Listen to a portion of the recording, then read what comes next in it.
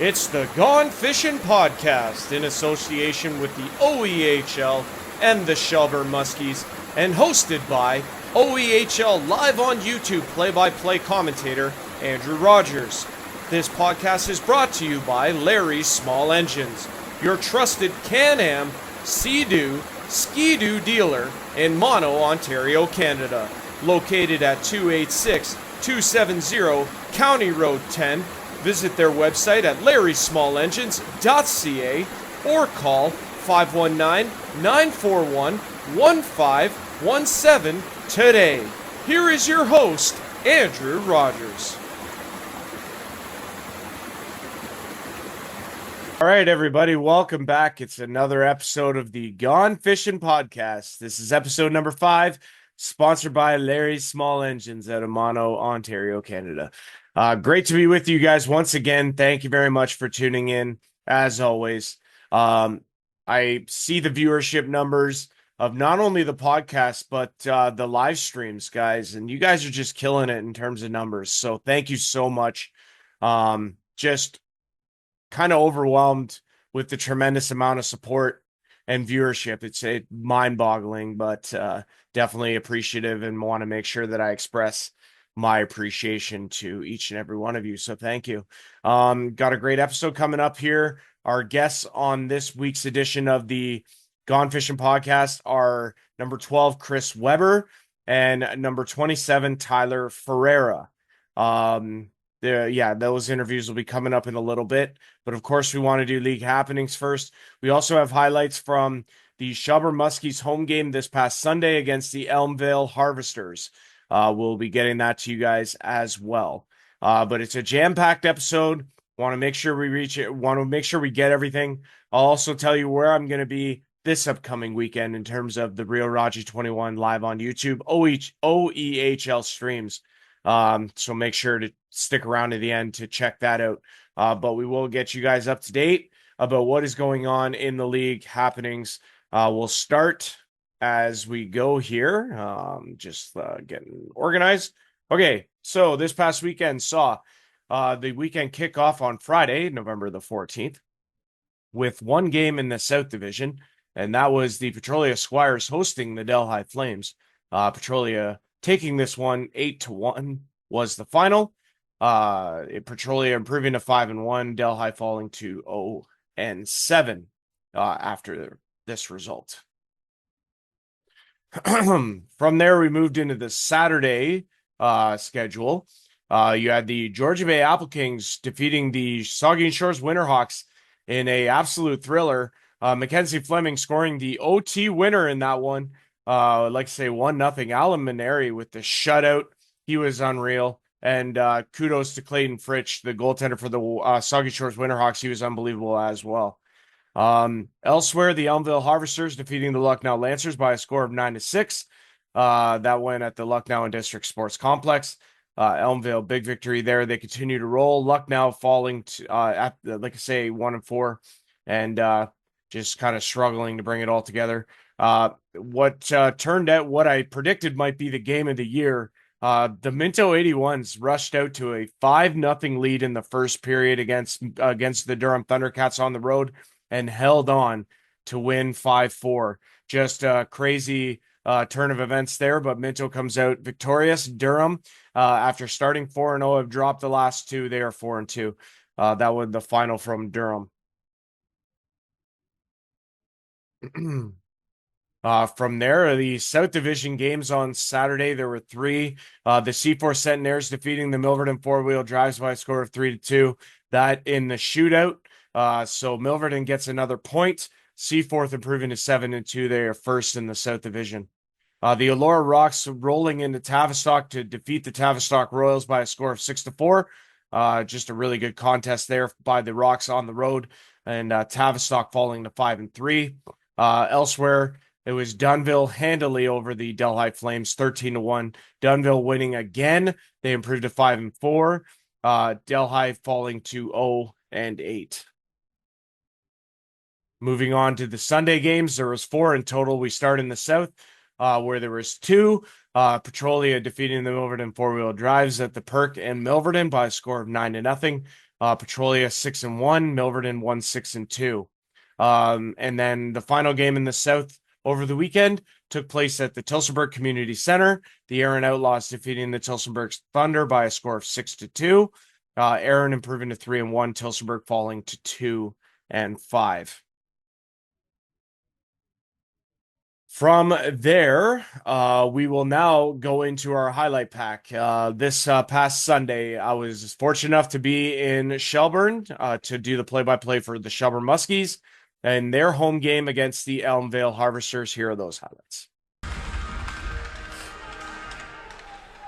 All right, here we go from the very frigid Center Dufferin Recreation Complex here in Shelburne, Ontario, Canada, for this afternoon's North Division OEHL contest between the visiting 5-3 Elmvale Harvesters and the 2-4 Shelburne Muskies. Starting goaltender for the Elmvale Harvesters is number 31, Andrew Best. He is 2-1 on the season. Starting in goal for the Shelburne Muskies is number 34, Gatlin Burt. He is 1-4. This is one of 4 matchups in the OEHL today. We'll keep you up to date as we go along.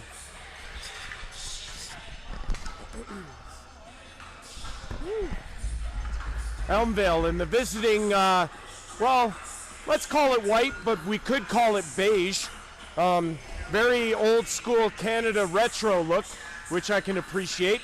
And the Shelburne Muskies is in their home all blues as we get set for puck drop here in Shelburne. Great to have you along, great to have you watching. Enjoy today's hockey game. Here we go.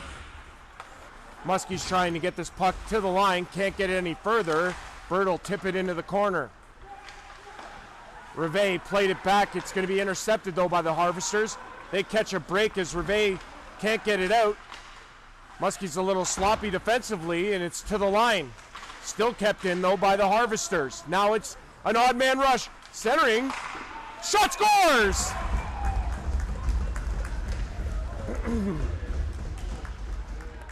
I didn't see who finished, but I believe this will be number 89, and that's Caden Laverdier, as he capitalized on the pass across and the breakdown down low, and the Elmvale Harvesters are on the board first. They lead at 1-0. Shelburne maintains control. To the outside, nothing to the net yet. Here's a pass, oh what a save! Tic-tac as the centering pass was a perfectly placed one-timer, and it hit the pad of Andrew Best. Great chance for Shelburne to try and tie the game. 7 minutes to go here in period 1, and here comes Elmvale. Centering pass intercepted by Shelburne. They're going to get it to the line and out. Oh, Hodgson took a high stick to the face. He maintains control. Centering! Scores! Kyle Burke! On the delayed penalty, Hodgson puts it across. Burke finishes. And just like that, it is tied at 1. Good job defensively to get back. Here's Coover. He had McCallum out there, but they can't get it there. And Pitt's in across the line again. Pitt goes to the net. Centers! It's in! A little bit of a delayed reaction there, but Dave Pierce on the receiving end of that Riley Pitt rush. And Dave Pierce makes it 2-1 for Elmvale. They restore their lead. As Taylor Murphy tried to keep it in at the line, it was tipped into the netting. And we'll get a last face-off here to the left-hand side of Burt. And the whistle will go, and the horn will go. So, after 20 minutes of entertaining hockey here at the CDRC, the Elmvale Harvesters on the road lead the Muskies 2-1 after 20. There's 26 seconds remaining in the power play for Elmvale as well. Carter LaRue, but now it's Weber. He has a man, centering, shot saved by Best. Danny Rivet was on the receiving end of that, but it's saved by Best. Here they come again, Elmvale. Shot just wide, glove hand side. It'll be turned though, and here comes Shelburne. Rivet on his own though, as his teammates are going to the bench for a change. Hit up the ice, he comes in across the zone. Takes a check, gives it to Young. Young looking to get a lane, he got tripped, but they score!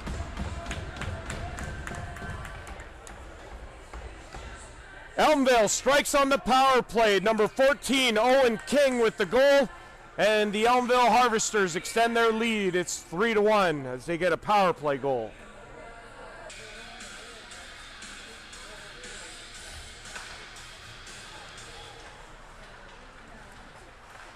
This is played down low. This is Pierce. Has it for Elmvale. Pierce back to Derek Robertson. Plays it across. There's a shot. They score! Devin Shorman. The blast from the line beats Burt on the one-timer. And the Elmvale Harvesters make the Muskies pay on the power play. And they extend their lead. It's 4-1. Alum. He shoots. Saved by Best. Rebound. And he's able to smother it. And now look out.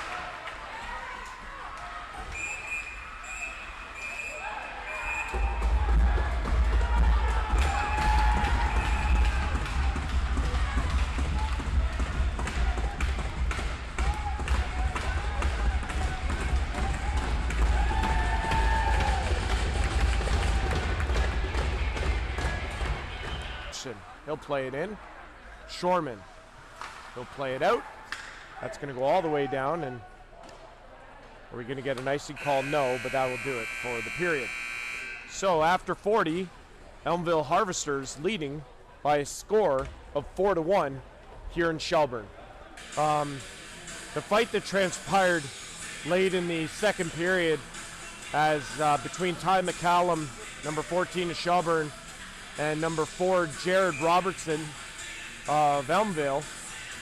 Their nights are over, so we will not see them in the third period. And we are underway. This will be one back, and this is Carter LaRue. Nice outlet pass, but it was off the stick of Allen. And it goes to the boards to be played by Shelburne in their own end. Be played across. It's going to be LaRue putting it across to Ritchie. Ritchie comes up the ice and into the Elmvale zone.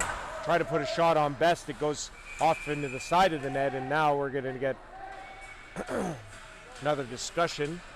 They bring it into the Muskies zone. Go to the outside. King. He gets bodied.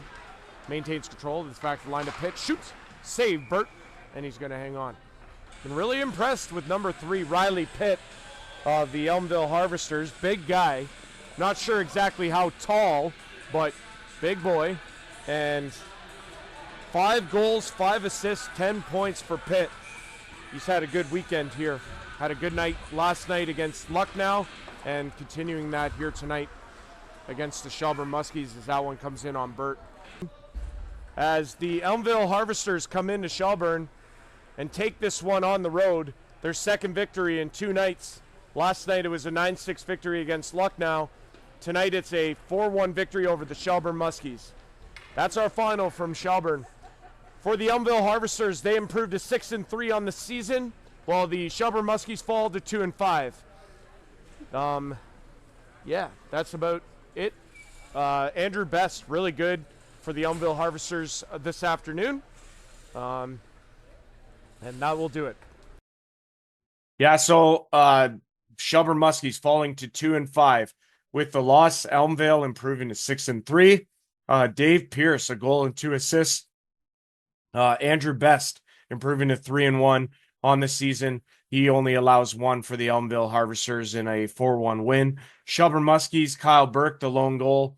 It was set up by Nick Hodgson, but it wasn't on the game sheet.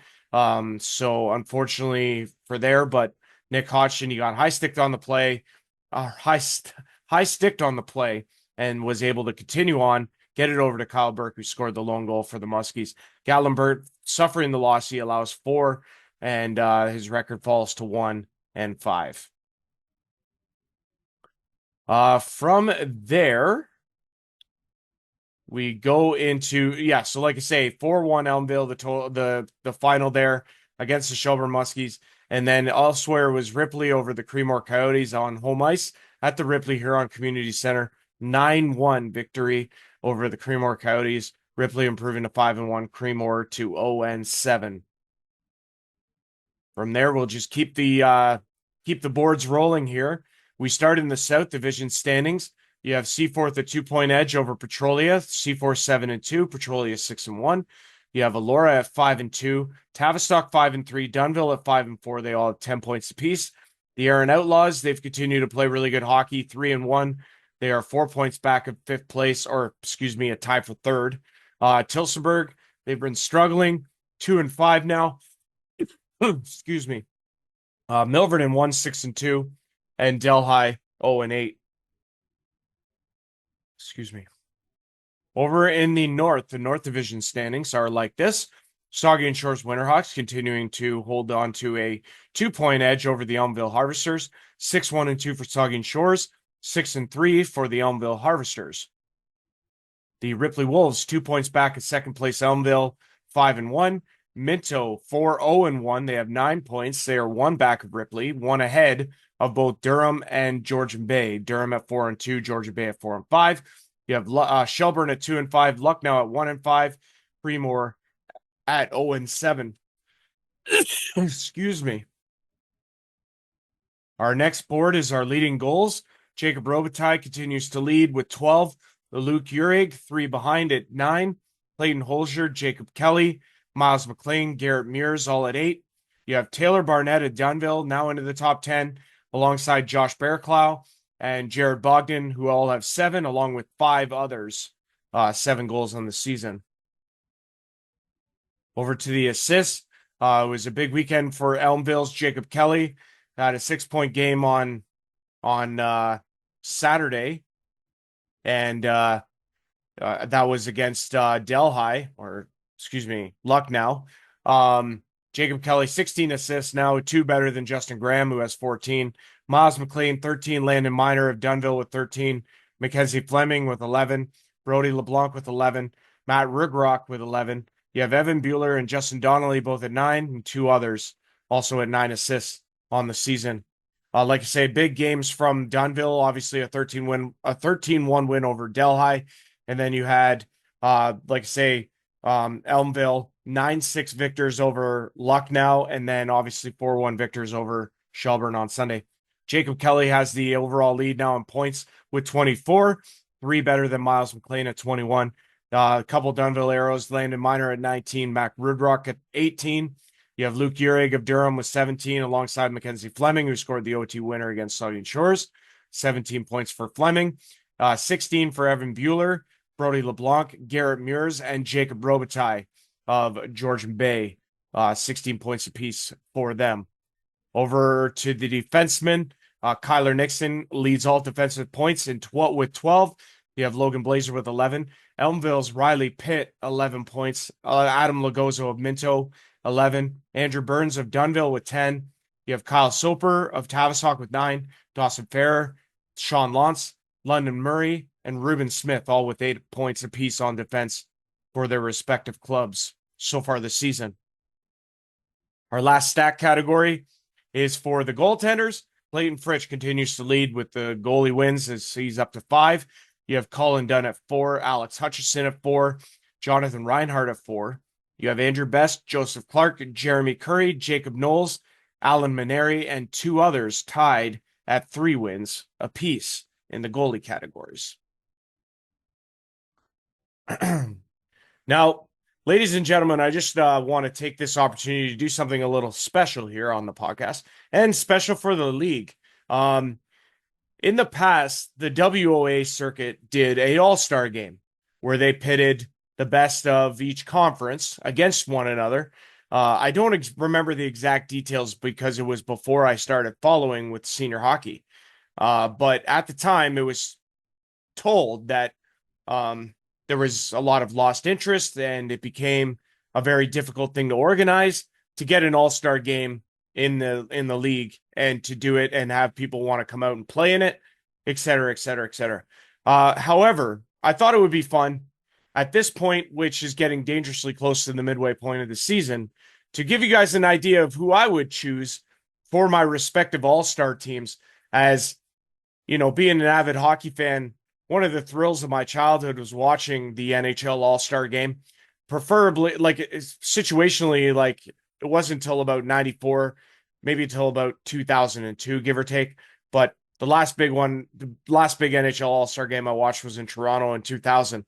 But one of the highlights that I did have was watching the 97 All-Star game from San Jose, and you had the Eastern Conference and you had the Western Conference All-Stars. And so I've given you guys two mock-ups of what I would choose for All-Star teams if they were to do an All-Star game here in the OEHL.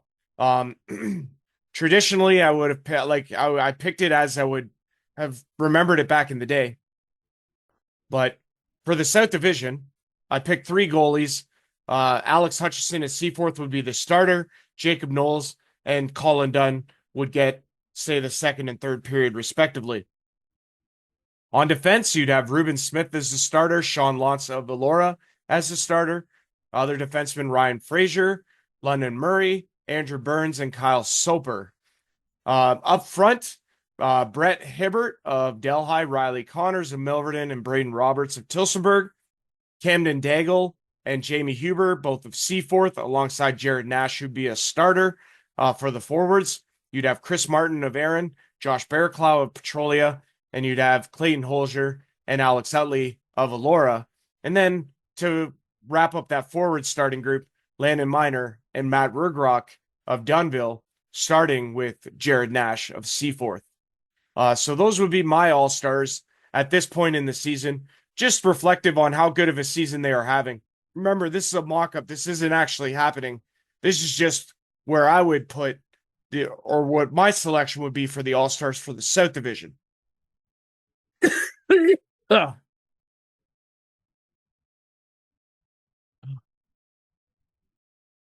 Over on the north side, again, another mock-up here.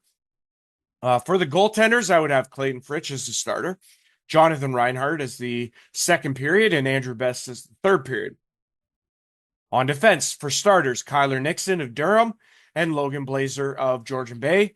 The alternates or the others, four defensemen for the North Division All-Stars would be Riley Pitt, Adam Lagozo of Minto, Dawson Ferrer of Ripley, and Josh Erbschott of Saugeen Shores. For the forwards, you go JD Faulkner of Creemore and Chase Mears of Lucknow. You'd have Kyle Burke representing the Shelburne Muskies. You'd have Garrett Mears of Ripley, Evan Bueller of Georgian Bay alongside Mackenzie Fleming, and Jacob Robitaille. You'd also have Justin Donnelly and Miles McLean of Saugeen Shores, who would lead your starting forwards alongside number 28, Luke Uhrig, and number 9, Jacob Kelly from Elmville. Uhrig and Justin Graham, the forward representation from Durham. But yeah, you'd have Luke Uhrig, Miles McLean, Jacob Kelly for the starting forwards for the All-Star, if they were to do an All-Star game. The question then becomes, who would win? I mean, first of all, the recognition here is how good of a season those players are having on, for their respective divisions. The amount of talent across the league in the 18 teams is unreal. So, again, I'd just be interested to see best on best and see who would come away victorious. I think it would be so much fun. But at the halfway point, these players are having unbelievable seasons, and I can't wait to see how it finishes up. From here, guys, we are going to go into our interviews this week.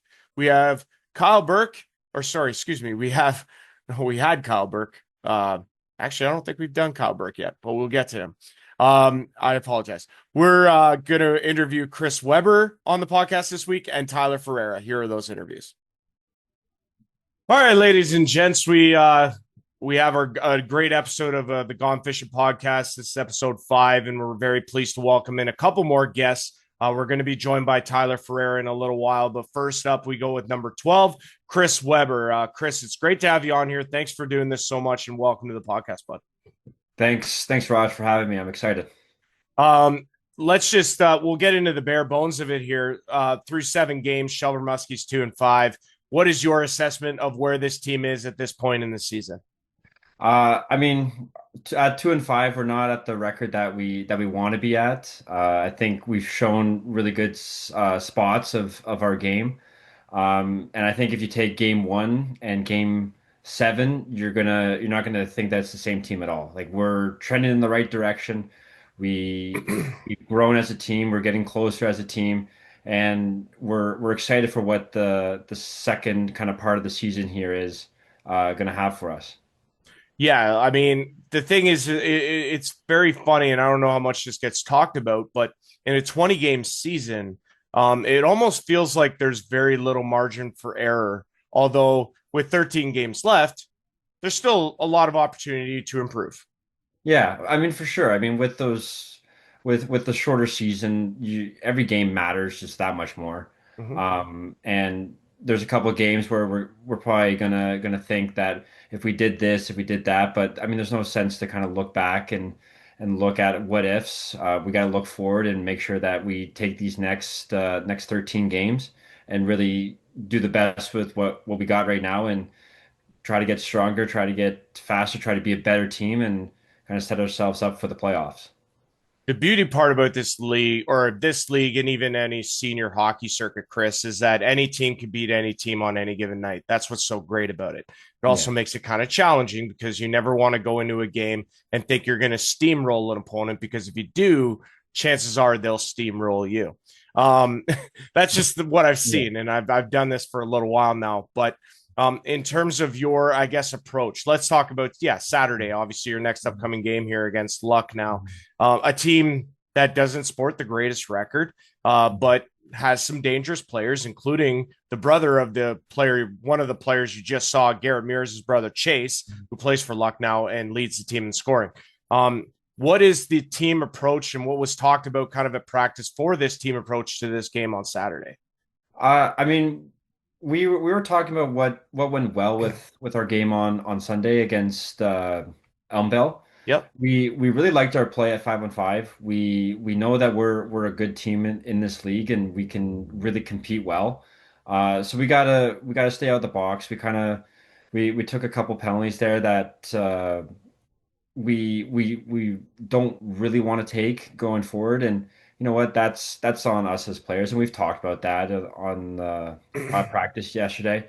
But we know we're a good team, and we can't take any team in this league lightly. Like you said, any team can beat any team on any given day. So we got to go in there hard and make sure that we're willing to work for those 2 points because the harder working team is going to come out with that. Oh, absolutely. I couldn't agree with you more on that. Let's talk let's switch to a personal level for you. I've been actually really impressed with your play since you come over. I'll be completely transparent with that. Really enjoyed your line also. It's been clicking at times, and I've been really impressed watching you guys go to work. Your goal against Ripley, I was really, really impressed by that. And I said to some people, I said, that's a shot that's going to go in 100 times out of 100 times. Perfect spot, perfectly placed. Not a lot of goalies are going to be able to stop that at any level. Where are you with your game at this point in the season? Right now, I like where I'm at, but I still think that we have another gear. I think being new to the team, that we're still working on trying to getting some more chemistry, and I think we're going to start to build that with this road trip coming up. Um, I really like how Fairzy and we really work well together. And then as far as our game goes, like we just got to keep getting familiar with each other. I mean, this whole team, I don't think anyone's played before at any level. So we just got to work on playing as a team, playing as a five-man unit, and kind of working from there to try to get some score opportunities and win some games. Fair enough. Can you take me back to this whole process? You said some of the guys are newer. Obviously, yeah, for the Mm. Shelburne Muskies in general, their first time in the senior circuit in 3 years. A lot of new faces, as you mentioned. There's some old vets, obviously. But what was the process like for you coming into this team? And I guess the second part to that would be, what is your thoughts on senior hockey and the level of hockey and what you've been seeing? Yeah. So I was really good friends with Carter LaRue, Yep. our defenseman, Defenseman, number 19. and number 19 exactly. And I came and watched the home opener against Saugeen, and it just made me miss hockey so much. I played junior growing up and just loved every second of it. So when I saw the game and saw the intensity, I was like, wow, like this is something that I really want to get into. And I was very fortunate to meet Corey after the game and kind of said, "Hey, like I'd love to play if you give me a shot." And he was very generous and gave me an opportunity to come out to practice. And here we are, right? And honestly, like I think senior hockey is so important because like there's so many good hockey players in our game in Ontario, and we all still want to play. I mean, do you get a little bit of that in men's league? Yes, but it's not the same level of competitiveness. Like the first time I got hit, I loved it. I loved the intensity. I am so looking forward to playoffs because that's when I feel like my game is at its best, is in the playoffs. And I'm super excited to be a part of Shelburne in the future. Yeah, no, it's gonna be fun. I agree with you. I haven't seen, like I say, I haven't followed senior hockey for a while, and obviously playoff hockey is just at another level. You could say that about any hockey, that once it gets to playoffs, that's when the intensity really ramps up. Yeah. Um, what is your prior hockey to the Muskies? Like how far does that go? What did you play junior around here? Like was that the idea? Like could Yeah. even compare the two? Yeah, so I played 3 years of junior B. I played 1 year in Ottawa, then 2 years in the Niagara region. Okay, I would say that it's very comparable. I mean, you go onto any kind of roster and you'll see a bunch of guys that have played at that level. The kind of the hard part is like how do I compare the senior hockey to the junior hockey? It's just been so long in between that I can't really fair. compare it. Uh, but honestly, like the hockey is so good. There's so many good players in this league Yeah. that it's great hockey, and I love every second of being on the ice against everyone. Yeah, it's fun. It's great to watch, and like you say, a lot of talent out there. Do you have any familiarity with anybody else in this league? Like, or I guess had you heard of it prior to, when you Yeah. came in and had that first home game experience? So I knew of one player that played in the league. His name's Josh Erbshaw. He plays for Yeah, it's Saugeen. Saugeen Shores, defenseman. Yeah, yeah. So I played against him in junior, and we were best friends in university. So Cool. we kept in touch after university, and he mentioned that he was playing in it, and I thought, oh wow, like it would be really cool. And then when I heard about Shelburne, I was like, wow, like it would be really cool to play against them.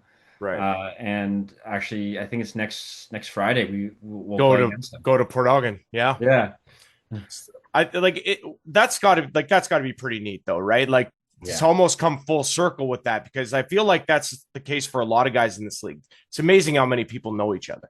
Yeah, yeah. I mean, you'll see that at at any of the games that there's just guys lining up on the red line just talking to each other, Oh right? yeah, It's so cool, and I mean, to play against your buddies is such a unique thing. It's bragging rights. It's just awesome if you can get the upper hand on your buddy, and you'll have that for the rest of your life. So I think it's awesome to be able to compete against your buddies, and then also on the other side of it, to able to go to war with your buddies and battle and be in the yeah. corners. Like that's amazing, and that's something that has really started to like endear us as a group, is going to battle every Saturday night, every weekend with each other. Absolutely. I almost couldn't say it better myself, but I don't want to try and upstage you or anything like that. But no, I find it so neat how there's this mutual respect after battling for 60 minutes that guys still have, where they're like, you know what, give credit where credit is due. Great to Mhm. see two teams go to battle and then one become victorious and the other appreciate the effort. Um, Last one I'll give to you. Obviously, you kind of answered it a little bit, but maybe you could expand on it a little bit. As a guy who's playing hockey now in this group, in this environment, like what is it that keeps you motivated? What is your biggest motivating factor that drives you as a Shelburne Muskie? I think the biggest motivating factor is just to give back to the town, Okay. into the minor hockey. We've had some discussions about trying to be more involved in the community, and that's something that I had a lot of in junior, and that's something that I hope to continue. I mean, it's down to like just the littlest things, as giving. You come off the ice, you had a tough game on Sunday, and there was 10 or so nice little kids there to give you fist bumps, right? And it's like I remember being a kid in that position, Sure. and regardless of the score of the game, like it we play for our fans, right? We want to do well for our fans. We want to do well for ourselves too, but we want to represent the city and the town as best we can. Well, and like I say, Shelburne Muskies has a long storied history when it comes to the Shelburne Muskies in the town of Shelburne, and it's well documented. And I know Shelburne couldn't be happier to have the Muskies back in the senior circuit after a 3 year absence. I think it's just fantastic stuff. And the organization from top to bottom has been nothing short of stellar. Shelburne Muskies, Lucknow Lancers this Saturday on the road, 7:30 in Lucknow. We've been speaking with forward number 12, Chris Weber, on this edition of the podcast. Chris, it's been great to speak with you. Best of luck the rest of the way, and we'll talk down the road for sure. Thanks so much. Thanks for having me. This podcast is brought to you by Larry's Small Engines, your trusted Can-Am, Sea-Doo, Ski-Doo dealer in Mono, Ontario, Canada. Located at 286-270 County Road 10. Visit their website at larrysmallengines.ca or call 519-941-1517 today. All right, gents, we continue on with the Gone Fishin podcast. We continue on with our list of guests that we've had. We've had some good ones so far. We're hoping to continue that trend as we welcome in number 27, Tyler Ferreira of the Shelburne Muskies to the Gone Fishin podcast. Tyler, it's great to have you on here. Thanks for doing this. Yeah, I appreciate you having me on. Absolutely, buddy. So we'll get into the down and dirty of it. 7 games in, team's 2-5. It's a two-part question. What is your assessment of where the team is at this point in the season? And then the second part to that, where do you feel your game is at? Yeah, so for the team wise, I'd say that I think we're growing. With senior hockey, it's tough. Lineup changes game in, game out, sort of thing. So you're trying to get used to who you're playing with. But you know what? The team's growing. We got a good group of guys in that dressing room, and we're taking good strides. Slowly but surely, we're taking good strides. As for my game, honestly, I haven't played competitive hockey in probably 8 years. Okay. So this is me getting back into it, and same thing. Like it's been a bit of an adjustment back into things, but I think it's going in the right direction. Right on. Yeah, we had Chris Weber on. So naturally a line mate of yours. Yep. Seems like you guys have really gelled as a Yeah. top line Oh yeah. unit on the Muskies. How's that been going for you? Honestly, great. Like I didn't know him beforehand, but it seemed like right from the first game that we played together, we meshed pretty well. We're finding each other pretty well. It's nice to have that early on connection. With our cycle game's pretty good, and finding each other in the middle ice sort of thing. So it's going really well. He seems like the kind of guy too. Like his goal against Ripley, I thought was really impressive. It's one of those 1-and-1 type of shots that Yeah. not a lot Oh of yeah. goalies can stop. Like there's obviously elements to your game. I feel like you guys can work well off of each other, correct? Yo, yeah, for sure. I mean, he's an easy player to play with. He seems like he's always in the right spot or in a spot that he needs to be. And yeah, like you said, he's got one heck of a shot. So, if I can find him with the puck and let him shoot, chances are there's a good chance it's going in. So, Yeah. it's always nice to play with a player like that. Absolutely. It's a big thing for Shelburne coming back to the senior circuit after 3 years. Obviously, the community support was big then, missed it for 3 years, no question about it, and then now is excited to have it back. How did this kind of all come about for you? In the terms of becoming a Muskie, how did that happen? I moved to Shelburne probably about maybe 6.5 years ago. Okay. I had a couple of buddies that played on the team, so they brought me out to a few. But the same thing, like I've been out of hockey for quite a while. I was playing, men's league hockey in Georgetown there, Okay. and that was kind of enough for me. I was still playing senior lacrosse as well, Okay. so I was doing that mainly, and that was always kind of my focus was lacrosse. But I my wife's cousin Andrew Taylor, Yep. um, he Tails. he did some convincing for sure, and he got me out there. So, and I'm enjoying it. So I'm glad he did. Yeah, like it seems like a tremendous group having like say associated myself pretty closely with you guys. Like Yep. everybody there seems to be, a really pleasant human being, and Yeah, yeah, yeah. just the camaraderie seems to be really good. Would you echo that statement? Oh, for sure. Yeah, absolutely. Even like I came in, I think 2 or 3 games in, and like instantly they welcomed me right into the room. Like I said, all those guys, they're great guys, easy to get along with, easy to gel with. So it goes a long way when you're on a team that's we have a good time together. Good. And obviously, yeah, like for you, I mean, you said it already that you've been out of hockey for a while. Yeah. Like, what's the biggest thing that you were like, oh man, I think this is why I got to come back? Like, what was the kicker for you, if that makes sense? Honestly, it's the same thing with playing lacrosse. I played hockey my whole life. The two sports, it's always been close groups, right? So that's kind of the one thing you really do miss, and it's the cliche that everyone says, getting back in the dressing room with the guys and stuff like that. It's a really good part. But honestly, I'm competitive, so I enjoy the competitiveness on the ice. And I'm not a big body checker, but it's nice to throw a hit here and there. Sure. Uh, but yeah, no, it's just the competitiveness, getting back out there and getting the juices flowing and stuff like that. Would you consider yourself, not, I don't want to say leader, but like one of those guys that could be a leadership guy in this type of environment with these type of guys?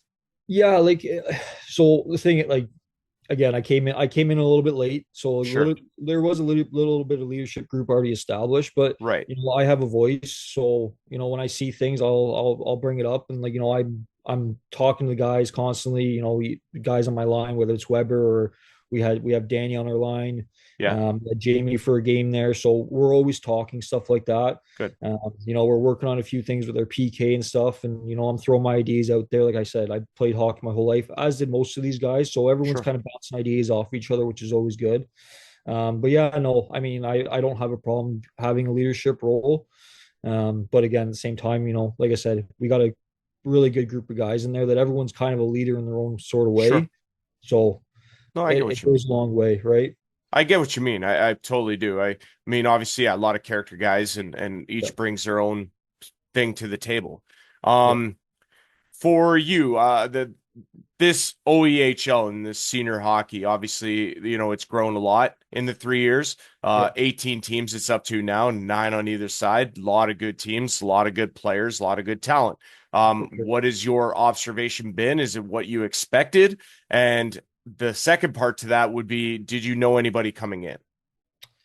Um, so I mean, there's a few guys that I've crossed paths with, but for the most part, like I'm a '93, so like, even like on our team, there's a lot of guys that are younger than I am. Like I was kind Fair. of surprised going in that dressing room and seeing I'm guys an that, 87, dude. I know what it's like to be yeah, old. like having guys, oh, but I'm a 2001. Like, oh yeah, I got brothers that your age that are 8 years younger than me, so that's a little What is scary. that? Our mustaches are older than they are. Yeah, exactly. No, but honestly, like it's like I said, the competitiveness is there for sure. Like the hockey's good, it's good pace. Yeah. There's the odd rough stuff here and there, but for the most part, the games I've played in, it's been clean hits, stuff like that, Yeah. which is good. But you know, it's hockey, right? So that's Right. kind of we've all played it, we've all done it for years. So it's just nice to be back on the ice and throwing weight Competing. around, stuff like that, and competing. Exactly, yeah, for Yeah. sure. And there's lots to compete. And Yeah, again, it's interesting with a 20 game season too, very little margin for error there.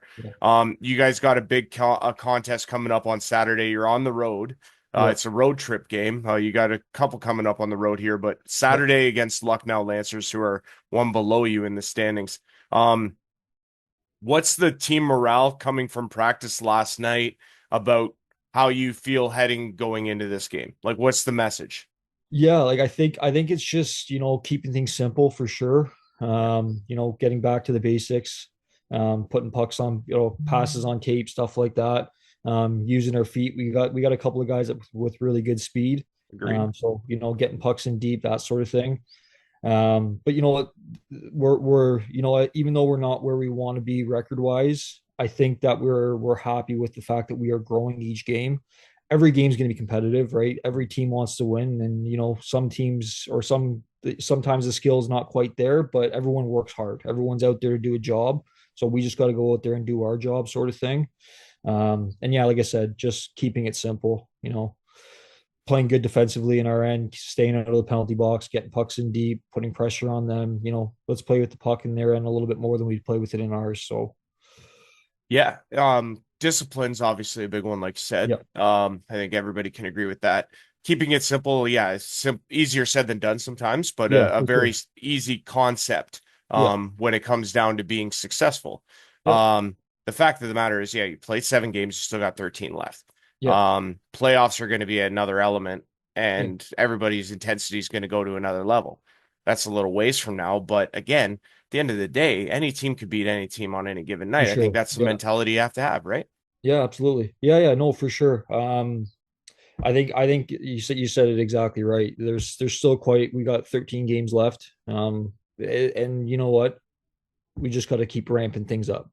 Keep getting better each game, each practice, that sort of thing, right? So that we are where we want to be when it comes, playoff time. You know what? And we got to get a couple of wins here and put some points up there so that we can get into a good spot in playoffs. Absolutely. It should be a lot of fun. Last one for you. Are you genuinely enjoying this experience so far? Like, how has it Definitely. been for you on a personal level? Yeah, you know what? Like I was very hesitant at first. And like I said, it took some convincing from Tails, which he did quite a good job of every time I saw him. I love Uh, that. so I think the kicker was Thanksgiving. He really put the screws to me and got me out. So but yeah, no, I'm enjoying it. I'm definitely happy I did decide to play. And like I said, it's nice to be back in the dressing room with the guys and stuff like that. And being around that environment, something I've always been in. So it's nice to have that back for sure. Well, like I say, having done a few Muskies games, I've enjoyed watching you play. You've been really, really impressive to me, and you stood out. Appreciate So, that. all again, continued success the rest of the way. Shelburne Muskies, Lucknow Lancers on the road, in Lucknow this Saturday at 7:30. We've been speaking with number 27, Tyler Ferreira. Tyler's been great having you on here. Appreciate you doing this. We'll definitely talk throughout the season, and best of luck rest of the way. Yeah, awesome. And thank you. Thanks for all you do for the team. Appreciate it. Okay, guys, once again, want to thank Chris Weber and Tyler Ferreira for coming on the podcast this week and speaking with us. We're going to look ahead to our games this upcoming weekend. We start in the South. It's the Team Addy game for the Elora Rocks. This is an unbelievable cause, and they're going to have a great night in Elora. So if you can get out to that one, it'll be a dandy of a contest too on the ice between the Elora Rocks and Petrolia. But they'll be having a pregame ceremony for the Team Addy celebrations, or excuse me, celebration, I should say, as it's one of their biggest events of the season, and be really excited to be down there for that. I'll get to that in a minute. But Elora and Petrolia, 8:30 at the Jefferson Elora Community Center in Elora, Ontario. There's one other game on Friday, and it's in the north between the Creemore Coyotes and the Saugeen Shores Winterhawks. That goes at the Plex in Port Elgin at 8:30. From there, we go to our Saturday schedule. 3 games in the north. Minto 81s travel to Thornbury to take on the Georgian Bay Apple Kings as a 5:30 start. Ripley then travels to Creemore to take on the Coyotes. That's in Creemore at 7:30. And then Shelburne is on the road. They travel to Lucknow to take on the Lucknow Lancers. That's a 7:30 start time from Lucknow and District Sports Complex.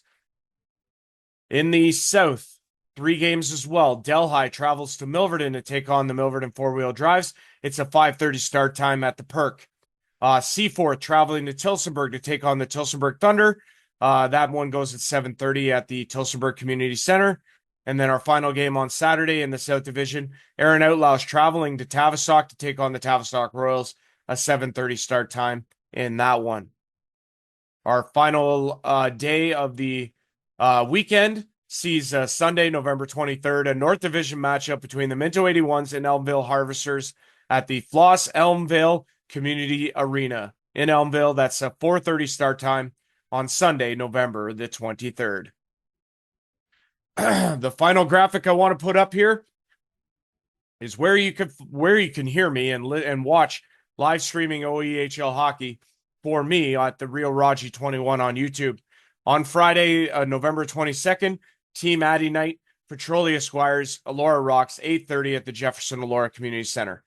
On Saturday, then I travel to Thornbury to watch, then live stream the Minto 81s and the Georgian Bay Apple Kings from the Beaver Valley Community Center and Arena, Thornbury, Ontario, Canada.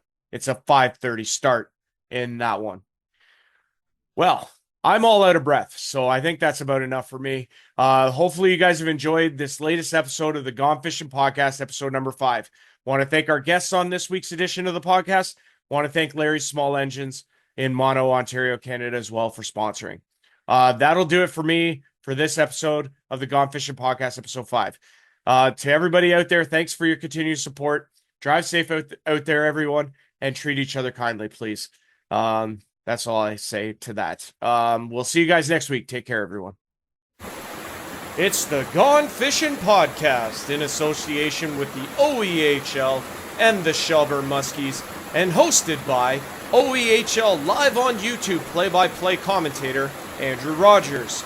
This podcast is brought to you by Larry's Small Engines, your trusted Can-Am, Sea-Doo, Ski-Doo dealer in Mono, Ontario, Canada. Located at 286-270 County Road 10.